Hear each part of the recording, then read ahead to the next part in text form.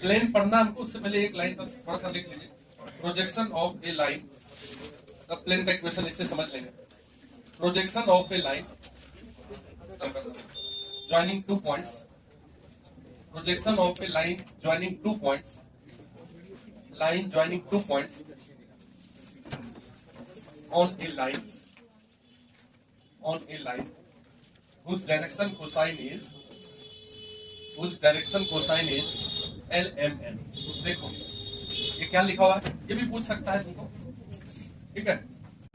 देखो एक लाइन है, ये 2 पॉइंट को मिलाने वाला लाइन, जैसे ये A है x1 y1 z1 और ये B है x2 y2 z2, और इसका प्रोजेक्शन हमको एक लाइन पे करना है।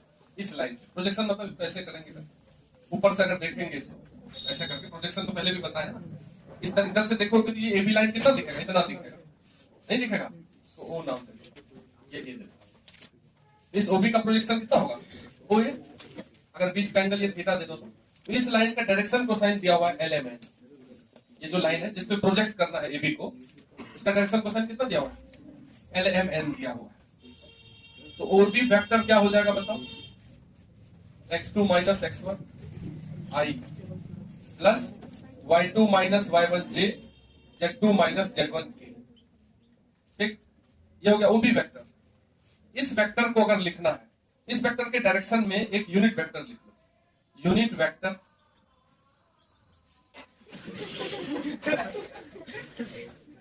Unit vector along OA।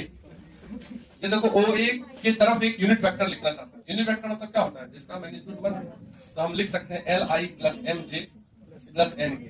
क्यों, क्योंकि ये डायरेक्शन कोसाइन है, और डायरेक्शन कोसाइन का जो L square M square N square ये 1 होता है, तो इसका मैग्नीट्यूड निकालोगे तो L square M square N square under root 1 होगा।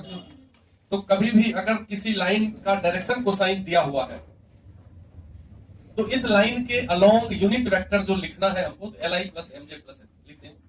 तो ये यूनिट वेक्टर हुआ किसके अलोंग, इसके अलोंग। इसका नाम दे दो कुछ, मान लेते हैं अल्फा वेक्टर दे दो, लेट, इसका नाम अल्फा वेक्टर। तो हमको निकालना क्या है, ये लेंथ निकालना है OA, ठीक है, OA लेंथ निकालना है। OA लेंथ कितना होगा ये बताओ। अगर तुम इस ट्रायंगल में cos थीटा निकालो तो cos थीटा इक्वल टू क्या होगा, खिसक जाओ, cos थीटा इक्वल टू कितना हो जाएगा इस ट्रायंगल में, B हो जाएगा OA अपॉन इस वेक्टर का लेंथ OB। तो OA इज इक्वल टू क्या हो जाएगा, OB cos थीटा। तो हमको यही निकालना है, OB cos थीटा, OA निकालना है ना, प्रोजेक्शन ऑफ दिस लाइन, और इस पे प्रोजेक्ट करना है, OA ही फाइंड करना है। तो हमको क्या फाइंड करना है, ये कुल मिला के OB cos थीटा निकालना है। तब हम अगर इसको दोनों को डॉट करते हैं, अगर OB डॉट अल्फा, ये OB और ये अल्फा दोनों डॉट कर देंगे, तो डॉट कैसे करते हैं बताओ, OB dot alpha is equal to, तुम क्या लिखोगे, L into x2 minus x1 plus M into y2 minus y1 और z2 minus z1 into n। ये दोनों का डॉट हो गया। और OB डॉट अल्फा को क्या लिखोगे तुम, OB का मैग्नीट्यूड, अल्फा का मैग्नीट्यूड 1 यूनिट वेक्टर है, into cos theta is equal to x2 minus x1 into L plus y2 minus y1 into m। जैसे क्या होता है ना, जैसे कोई भी चीज समझा रहे हैं उस समय कई लोग कुछ और सोच रहे होते हैं, तो बात बोलते नहीं समझ में आता, ठीक है। तो ये क्या निकला देखिए, OB into 1 into cos theta मतलब क्या होता है, OB cos theta equal to यही निकला कि नहीं, x2 माइनस। अब इसको तुम अगर मान लो कि ध्यान कहीं और था, हम अभी बता रहे थे कि समझाते वक्त ध्यान कहीं और चला गया, तो तुमको तो याद करवा देते हैं। यही हुआ प्रोजेक्शन। तो क्वेश्चन इस टाइप से आ सकता है, और आता है, हम देखें क्वेश्चन, अगर 2 पॉइंट है, इनको मिलाने वाले लाइन को एक लाइन पे प्रोजेक्ट करना है जिसका डायरेक्शन कोसाइन दिया हुआ है, तो प्रोजेक्शन क्या होगा, इस दोनों का minus into L plus y वाले का माइनस इंटू M। अब ये याद करना, तो जो बार बार प्रैक्टिस करे उसको याद रहेगा, जो मतलब एक बार देखा उसके बाद फिर भूल गया, तो जैसे आया एग्जाम में आएगा उसको पता ही चलेगा क्या है, उसको कुछ भी याद नहीं रहेगा। हम अभी क्या बोल रहे हैं, कोई भी अगर बोले कि इस लाइन को प्रोजेक्ट करना है, ये 2 पॉइंट दिया हुआ है 0 0 0 1 2 3, इसको प्रोजेक्ट करना है एक लाइन पर जिसका डायरेक्शन कोसाइन दिया है LMN, तो प्रोजेक्शन क्या होगा, projection of this line on this line whose direction cosine is LMN, क्या होगा प्रोजेक्शन तो जिसको याद है वो तो सीधा लिखेगा, दोनों x को घटाइए, 1 minus 0 into L, 2 minus 0 into L और 3, ये आंसर। याद करने में क्या जाना है, तो याद ही करना है, ये प्रूफ नहीं याद करो, लिख लो, ठीक है। ये लाइन का प्रोजेक्शन, ऐसा लाइन जिसपे 2 पॉइंट दिया हुआ है और दूसरे लाइन पे प्रोजेक्शन जिसका डायरेक्शन कोसाइन दिया हुआ है, तो सीधा आते हैं प्लेन पे, इक्वेशन ऑफ प्लेन। ढेर टाइप का प्लेन है, सबका इक्वेशन देख लेंगे। Equation of plane,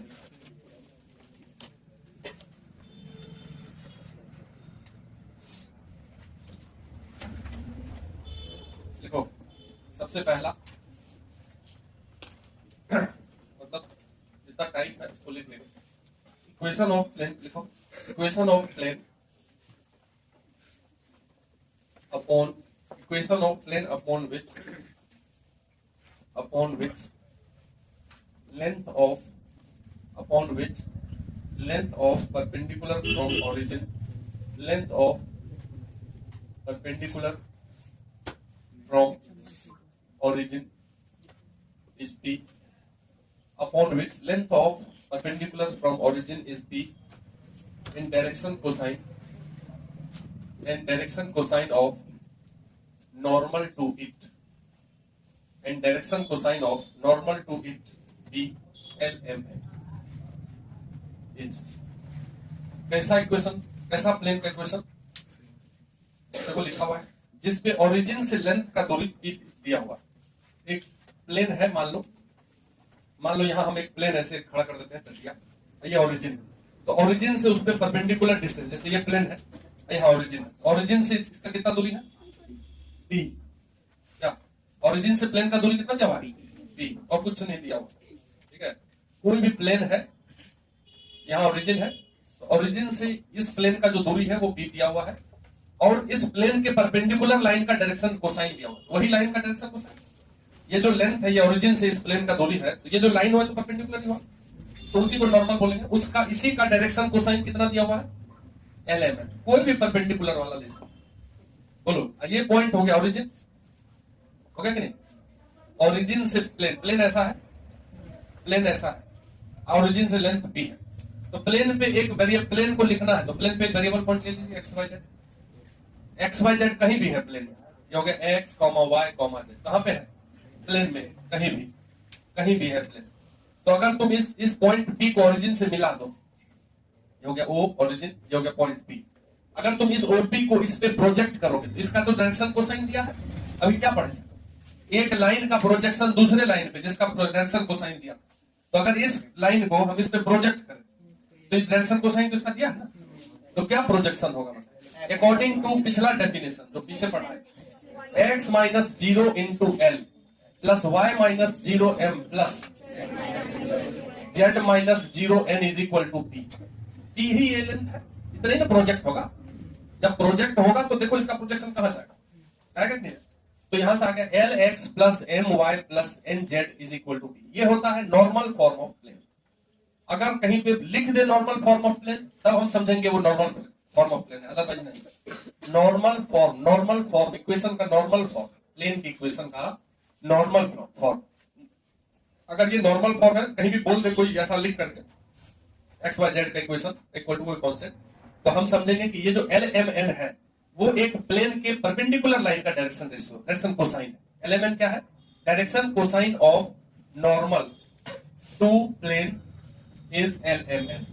X Y और जेड का जो कोफिशिएंट होता है ये क्या होता है, डायरेक्शन कोसाइन। किसका डायरेक्शन कोसाइन, जिस प्लेन का वो इक्वेशन है, मान लो इस प्लेन का इक्वेशन है तो उसके नॉर्मल लाइन का, ठीक है। और ये b क्या है, ओरिजिन से प्लेन का दूरी। नॉर्मल फॉर्म ऑफ प्लेन में अगर बात करेंगे तो हम ये बात समझेंगे कि अगर कहीं भी लिख दिया जाए कि ये वाला जो है 2x, 2 तो नहीं लिखा रहेगा, कुछ भी लिखा रहेगा, जो भी लिखा रहेगा x plus Y by 2 plus Z by 3, इस टाइप से कुछ अगर लिख दिया जाए तो ये प्लेन है। अगर बोल दे कि ये नॉर्मल फॉर्म है, इसका जो कोफिशिएंट है वो क्या है, वो डायरेक्शन कोसाइन है। इसका डायरेक्शन कोसाइन प्लेन के परपेंडिकुलर वाले लाइन, समझ रहे हो। जब भी प्लेन का इक्वेशन दिया रहेगा तो जो एक्स वाई जेड का कोफिशिएंट होगा वो डायरेक्शन कोसाइन होगा। अगर नॉर्मल फॉर्म बोलेगा तब, ऐसे actually general form of plane जो होता है इसी को देखते हुए लिखना। जब नहीं कुछ बोलेगा तो हम जनरल फॉर्म भी मानेंगे। जनरल फॉर्म ऑफ प्लेन इस प्रकार से होता है, ax plus dy plus cz plus d equal to 0। ये नॉर्मल फॉर्म ऑफ प्लेन है।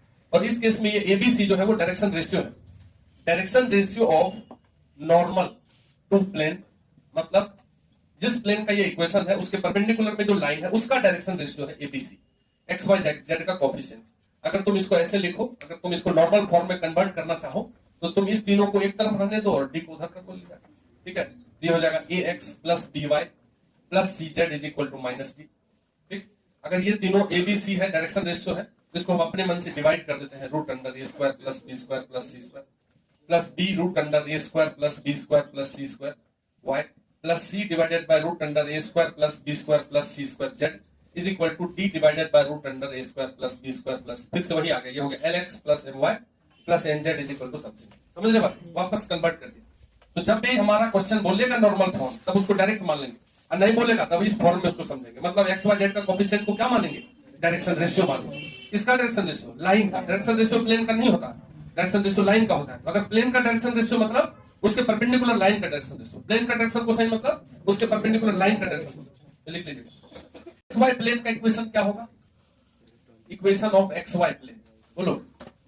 तो एक्स वाई प्लेन का इक्वेशन होगा जेड बराबर 0, जहां जेड कभी नहीं होगा उसी प्लेन को बोलेगा एक्स वाई प्लेन। अगर X of plane, equation of plane parallel to X Y, parallel to X Y plane, X Y plane के पैरेलल में अगर इक्वेशन लेना है तो जेड बराबर कांस्टेंट, मतलब जेड कुछ प्राप्त हो जाएगा, जितना यूनिट ऊपर करोगे या नीचे करोगे, क्या समझ रहे हैं। उसी तरीके से equation of Y Z plane, Y Z plane है तो एक्स बराबर 0, और वाई जेड प्लेन के पैरेलल में होगा तो एक्स बराबर 3। Equation of plane parallel to Y Z plane, तो इसका इक्वेशन हो जाएगा एक्स इक्वल टू कांस्टेंट, ठीक, समझ गए। Equation of X Z plane, X Z plane हो जाएगा तो Y equal to 0, and equation of plane parallel to X Z plane is Y equal to constant. लिख लीजिए, ऐसे ही है board exam objective. Next equation of plane, equation of plane perpendicular to a given vector, perpendicular to a given vector, equation of plane perpendicular to a given vector and passing through a given point, and passing through a given point। एक plane का equation लिखना है जो एक खास point से पास कर रहा है और उस प्लेन के परपेंडिकुलर में एक वेक्टर दिया हुआ। तो एक प्लेन है, बोला है कि इस पे एक पॉइंट दिया हुआ है x1 y1 z1, इससे पास कर रहा है ये प्लेन। और क्या बोला है, इसी प्लेन के परपेंडिकुलर में एक वेक्टर भी दिया हुआ है ए i plus b j plus सी की, ये वेक्टर है। तो इस प्लेन का इक्वेशन लिखना है, किस प्लेन का इक्वेशन लिखना है, मान लो ये बोर्ड का इक्वेशन लिखना है, उसमें एक पॉइंट दिया है और इसके परपेंडिकुलर में एक वेक्टर दिया हुआ है, ठीक है। तो मान लेते हैं एक वेरिएबल पॉइंट यहाँ पे, मान लो ये पी पॉइंट गिवन है, एक आर पॉइंट मान लेते हैं एक्स वाई जेड, मान लिए, ठीक। तो अगर आर से बी को कनेक्ट करोगे तो एक वेक्टर बनेगा जो प्लेन में होगा। बी पॉइंट है प्लेन में, आर भी वेरिएबल पॉइंट है प्लेन में, इसी में है दो को। इस प्लेन में अगर कोई भी वेक्टर रहेगा तो इसके परपेंडिकुलर वेक्टर वाले से तो परपेंडिकुलर ही रहेगा। समझ में आ रहा है बात। तो यहाँ पे क्या क्लियर है कि अगर इस वेक्टर का नाम तुम दे दो A1 लिख दो, ए ही लिखो, ये नाम देते हैं ए वेक्टर, ये दिया हुआ। तो यहाँ पे इस फोटो में क्लियर है कि RB vector is perpendicular to vector A, क्योंकि ये तो प्लेन के परपेंडिकुलर में है। तो यानी कि आरबी वेक्टर कैसे निकालोगे, आरबी वेक्टर को पी आर वेक्टर लिख दो, ठीक है। इधर से इधर अगर हम चलेंगे तो x माइनस x1 लिख देंगे, अच्छा रहेगा। चलो तो आरबी ही लिखते हैं, कोई दिक्कत नहीं, ठीक है। अगर थोड़ा सा उल्टा कर दो तो तुम समझ जाना बात। आरबी वेक्टर लिखेंगे तो x माइनस x1 ये vector plus y minus y1 j plus z minus z1 k, ये हो गया। इसको अगर डॉट करोगे ए वेक्टर से तो क्या हो जाएगा, 0 होगा कि नहीं होगा। ऐसे बुक में अगर देखोगे तो इस प्लेन का इक्वेशन सीधा लिखेगा आर वेक्टर माइनस आर का position vector R vector minus P का पोजीशन वेक्टर, ये हो गया R P vector dot this A vector is equal to 0। बोलेगा ये किसका इक्वेशन है, ये वाला ऐसे लिखा रहे, ये किसका इक्वेशन है, तो प्लेन, कौन से प्लेन का, जिस प्लेन में ये पॉइंट है और जिसके परपेंडिकुलर में ये वेक्टर है, ये हुआ प्लेन का इक्वेशन। इसको देख के तुमको समझ में आ जाना, ऐसा ही इक्वेशन लिखा रहेगा, हम थोड़ा सिंप्लीफाई कर देना। इस टाइप का इक्वेशन प्लेन का इक्वेशन है, वो इस प्लेन का इक्वेशन है जिसमें ये पी पॉइंट है और जिसके परपेंडिकुलर में ये वेक्टर है। इसको अगर सॉल्व करोगे तो ए वेक्टर की जगह पे क्या लिखोगे, ए वेक्टर है अपना a i plus b j plus c equal to 0। अब डॉट प्रोडक्ट नहीं आता है तो डॉट प्रोडक्ट क्या होता है, आई वाई से डॉट करेंगे, तो x minus x one into a plus y minus y one into वो बी बीच बात and c into z minus z one equal, फिर से वही हुआ कि नहीं, a x plus b y plus c z type का इक्वेशन आया कि नहीं।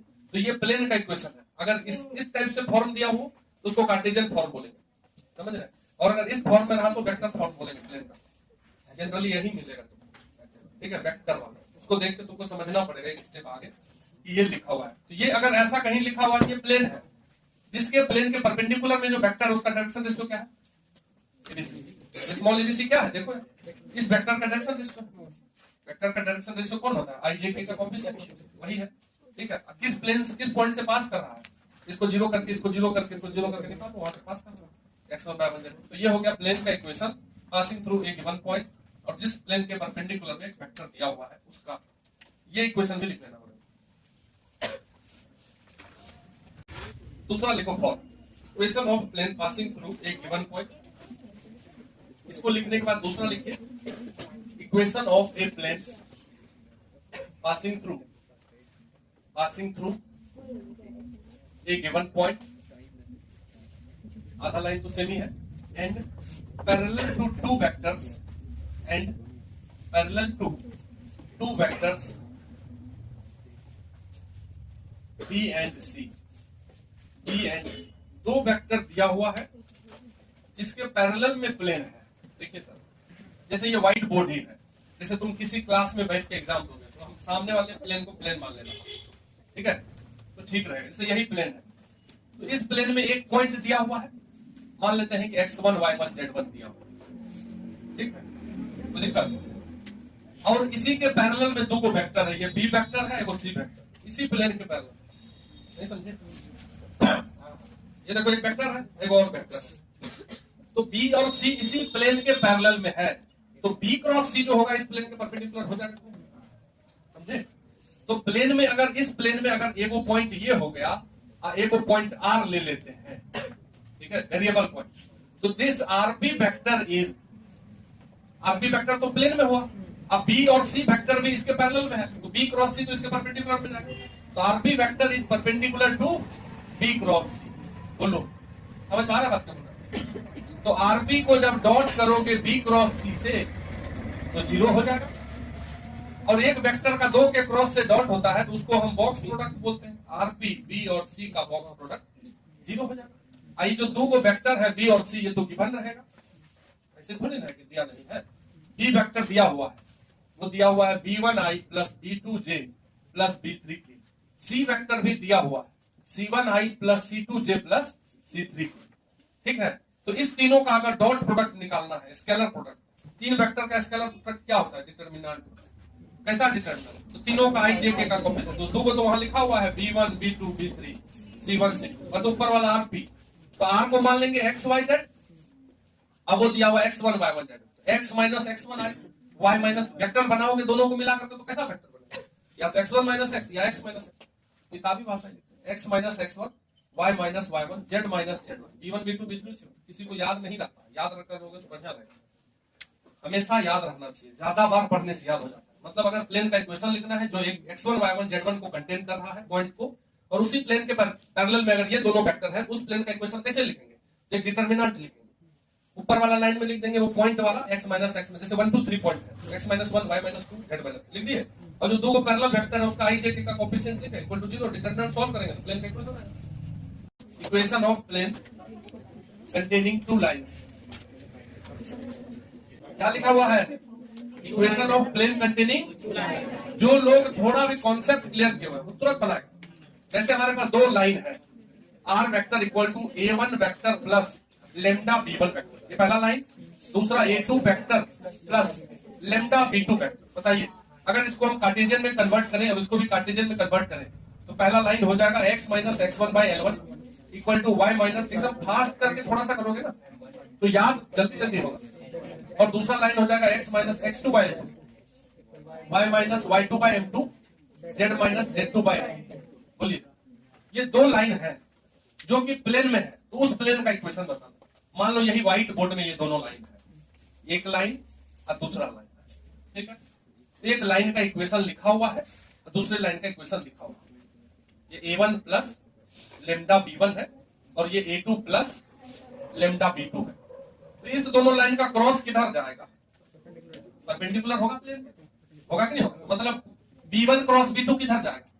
इस लाइन का डायरेक्शन b1 वेक्टर बता रहा है, इस लाइन का वेक्टर b2 वेक्टर बता रहा है। b1 क्रॉस b2 किधर बताएगा? आगे जाए तो यहाँ पे तुम क्या बोलोगे कि RB vector dot B cross B, b1 cross b2 is equal to 0, क्योंकि b1 क्रॉस b2 तो प्लेन के परपेंडिकुलर होगा। आरबी प्लेन में है, आर एक वेरिएबल पॉइंट है, p वो मान लो, p इसको मान लो x1 y1 z1। प्लेन में दो पॉइंट है, यहाँ एक प्लेन में दो लाइन है, मतलब इस पे भी एक पॉइंट है a1 वाला पॉइंट, इस पे भी एक पॉइंट है a2। किसी को लेकर बना दो, जैसे स्ट्रेट लाइन में दो पॉइंट रहता था, किसी को लेकर बना देते थे। तो हम मान लेते हैं कि एक पॉइंट यहाँ पे है x1 y1 z1 और यहाँ पे क्या है?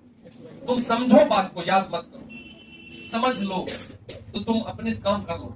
तो आरबी वेक्टर जब हम लिखेंगे तो आर एक वेरिएबल पॉइंट है, एक्स वाई जेड कहीं पॉइंट पे प्लेन पे मान लो, तो x माइनस x1 लो चाहे x माइनस x2 लो, इससे बना लो चाहे इससे बना लो, समझ रहे हैं ना बात? प्रत्युष। तो RP vector dot b1 cross b2 का मतलब हुआ कि आरपी b1 और b2 का बॉक्स प्रोडक्ट क्या होगा? 0 होगा। तो बॉक्स प्रोडक्ट में क्या लिखते हैं? b1 और b2 वेक्टर कौन है? b1 वेक्टर है L1 I M1 J N1, b2 vector है L2 I M2 J M2। यहाँ आएगा L1 M1 N1 और L2 M2, और यहाँ ऊपर में x minus x1 y minus y1, या तुम यहाँ x माइनस x2 भी लिख सकते थे, y माइनस y2, ये दोनों सेम रहे। तो अगर दो लाइन है ये दोनों और एक प्लेन में है तो इक्वेशन डायरेक्ट लिखना है। कैसे? जैसे याद करना है, एक डिटर्मिनेंट इक्वल टू 0, और डिटर्मिनेंट में कौन तीनों रहेगा? तो ये x minus x1 y minus y1 z minus z1 L1 M1 N1, ये बीच वाला हटा देंगे, L2 M2, ये चार को है ना लिखा वाला, 1 2 3 4, ये तीसरा वाला हटा दीजिए, एक डिटर्मिनेंट बना के 0 लिखो, ये आगे प्लेन में। समझ गए? किस बताओ, यही है plane, equation of plane passing through 3 points। देखिए sir, equation of plane passing through 3 points. अगर एक प्लेन है जिसमें 3 पॉइंट है, मान लेते हैं ये है x1 y1 z1, x2 y2 z2 और x3 y3 z3। एक वेरिएबल पॉइंट ले लो x y z, तो इन दोनों को मिला करके एक वेक्टर बना सकते हैं। इन दोनों को मिला करके और इन दोनों 3 वेक्टर बन गए, ए वेक्टर नाम दे दिए बी और सी। तो अगर 3 वेक्टर एक ही प्लेन में है, को प्लेनर है, तो बताए हैं हम कि if A vector B vector and C vector are coplanar, तो इसका बॉक्स प्रोडक्ट क्या होता है? 0 होता है। पैरेलल पाइप का वॉल्यूम 0 हो जाता है। तो यहाँ पे अगर 3 पॉइंट है दिया हुआ प्लेन में, तो एक वेरिएबल पॉइंट से तीनों को मिला करके 3 वेक्टर बना दिया, वो एक ही प्लेन में आ गया। तो ये तीनों वेक्टर एक प्लेन में है, तो एबीसी का बॉक्स प्रोडक्ट 0। बॉक्स प्रोडक्ट क्या होता है? डिटर्मिनेंट। तो ये वेक्टर लिखोगे x minus x1 I y minus y, तो x minus x1 y minus y1 z minus z। फिर x2 वाला x minus x2 y minus y2 z minus z। फिर x minus x3 y minus y3। कोई बच्चा बार बार practice करने से ये सब याद कर लेता है और उसका एग्जाम में बन जाता है। मतलब अगर एक बार तुम देखे और बार बार देखोगे तो याद हो जाएगा कि जैसे 3 पॉइंट दे दिया, बोर्ड एग्जाम में पूछ लिया, एक है 1 2 3, एक है 2 3 4, एक है 5 6 7, बोलेगा कि इस प्लेन का इक्वेशन लिखो जिसमें ये तीनों है, मुंह ताकने लगेगा। किसी को याद है, बोलेगा कुछ नहीं करना है, x माइनस 1, ये पहला वाला पॉइंट लेते, x minus 1 y minus 2 z minus 3। फिर दूसरा वाला x minus 2 y minus 2 y minus 3 z minus 4। फिर तीसरा x माइनस 5 y माइनस 6। और इस डिटर्मिनेंट को एक बार वो सॉल्व कर देगा तो x y z का इक्वेशन आ जाएगा, वही प्लेन का इक्वेशन। नेक्स्ट है intercept form of plane. Intercept form of plane, यदि कोई प्लेन है, यदि कोई प्लेन एक्स वाई जेड तीनों एक्सिस को काटता है, जैसे मान लो ये जेड एक्सिस है, ये वाई एक्सिस है, ये जेड एक्सिस है, तो एक प्लेन को अगर ऐसे रख दिया जाए, जैसे एक तकिया लो और यहाँ से ऐसे करके रख दो, तो यहाँ जेड एक्सिस को काटा, वहाँ काटेगा, यहाँ काटेगा नहीं, थोड़ा सा सोचना चाहिए। तो अगर एक प्लेन को ऐसे रख दिया जाए, ये इस प्रकार से, तो ये काटा एक वाई एक्सिस को, एक्स एक्सिस को, जेड एक्सिस को, ये ऐसे रखा हुआ है प्लेन एक्सिस। तो एक्स एक्सिस पे अगर ए लेंथ काटता है, वाई एक्सिस पे अगर बी लेंथ और जेड एक्सिस पे अगर सी लेंथ काटता है, इस प्लेन का जो इक्वेशन होता है X by A plus Y by B plus Z by C equal to 1। जैसे लाइन का इंटरसेप्ट फॉर्म याद करो, अगर कोई लाइन एक्स एक्सिस पे ए इंटरसेप्ट बनाता था और वाई एक्सिस पे बी इंटरसेप्ट बनाता था, इक्वेशन होता था ना सेम, प्लेन के इक्वेशन में जेड बाय सी आ गया। तो ये जो फॉर्म है ये इंटरसेप्ट फॉर्म ऑफ प्लेन है। ये जो एबीसी है वो क्या है, एक्स एक्सिस पे काटा हुआ लेंथ, वाई के नीचे जो बी है वो वाई एक्सिस पे काटा हुआ लेंथ, ठीक है। Plane angle between plane, angle between plane का मतलब होता है कि उनके नॉर्मल के बीच एंगल, इसमें पॉइंट करके पहला लिख लो, ठीक है। Angle between two plane is equal to, angle between two plane is equal to angle between their normals is equal to angle between their normals. उनके नॉर्मल्स के बीच में जो एंगल होगा वही होता है प्लेन के बीच का एंगल। अब एक प्लेन और लाइन के बीच एंगल क्या होता है, जैसे मान लो एक प्लेन बना देते हैं, मान लो ये प्लेन और ये एक लाइन है, इनके बीच एंगल, तो ये एंगल 60 होगा। आदमी 60 होगा। अरे ये प्लेन है, ये लाइन है, तो ये वाला एंगल हम बोल रहे हैं, नीचे जो लगा हुआ है ये लाइन है, ये प्लेन है हाथ, तो कौन सा एंगल, ये लाइन और हाथ के बीच का एंगल, ये वाला एंगल निकालना है। फोटो थोड़ी ना बन पाएगा, तुम समझो कौन सा फोटो बनाना, आपने से समझ लीजिए। अब प्लेन के परपेंडिकुलर में अगर एक लाइन लेंगे हम, ये जो लाइन है ये कौन सा लाइन है, प्लेन का नॉर्मल है, ये सीधा है, प्लेन पे ऐसे लाइन है। तो अगर मान लो ये नॉर्मल और इस लाइन के बीच में एंगल अल्फा है, मान लो ये अल्फा, और ये तो 90 डिग्री है, तो इस ट्रायंगल में अगर बात करोगे तो थीटा प्लस अल्फा प्लस 90 कितना हो जाएगा, 180। हमको तो थीटा निकालना है, तो थीटा इज इक्वल टू क्या निकलेगा, 90 उधर जाके घटेगा, 90 माइनस अल्फा, यानी कि ये जो थीटा है वो क्या है, 90 minus 90 minus angle between normal and line. ये अल्फा कौन सा एंगल है, अल्फा है ये लाइन, टेढ़ा वाला लाइन, और प्लेन का जो परपेंडिकुलर लाइन है नॉर्मल, उनके बीच का एंगल अल्फा। तो angle between plane and a line, दो प्लेन के बीच में एंगल या प्लेन एंड ए लाइन के बीच में एंगल। तो अगर किसी प्लेन और किसी लाइन के बीच में एंगल पूछ लिया जाए तो क्या होगा, 90 minus angle between line and normal to plane. बात समझ लेकिन यहाँ फोटो बना हुआ है, अगर angle between line and plane पूछेगा तो 90 में से किसको घटाना है, वो लाइन जो क्वेश्चन में दिया रहेगा और प्लेन का जो नॉर्मल होगा उनके बीच का एंगल। अब तुमको ऐसे भी पता है कि जो प्लेन का इक्वेशन होता है वो क्या होता है, ये होता है, इसमें एबीसीडी क्या है, एबीसी ये डायरेक्शन रेशियो है किसका, लाइन नॉर्मल टू प्लेन, इसका डायरेक्शन रेशियो। तो अभी क्वेश्चन कर लेते हैं, पहले इसे लिख लीजिए, ठीक है। तो एंगल बिटवीन प्लेन अगर होगा तो इसका मतलब हुआ कि उनके नॉर्मल के बीच एंगल, और लाइन और प्लेन के बीच अगर एंगल हुआ तो 90 minus line and normal to the plane. जैसे हम क्वेश्चन ही करना चाहता हूं, एक आध क्वेश्चन, अच्छा एक आध चीज और लिख लेते हैं, एंगल बिटवीन प्लेन हो गया, हटा देते इसको, सिंपल सा चीज है तो कहीं ऑब्जेक्टिव में आ जाएगा, उसको देख लेते हैं। किसी प्लेन से किसी पॉइंट का दूरी, परपेंडिकुलर डिस्टेंस,